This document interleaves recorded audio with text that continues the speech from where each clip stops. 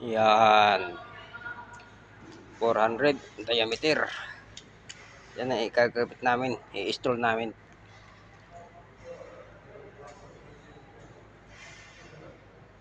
Yan. Install.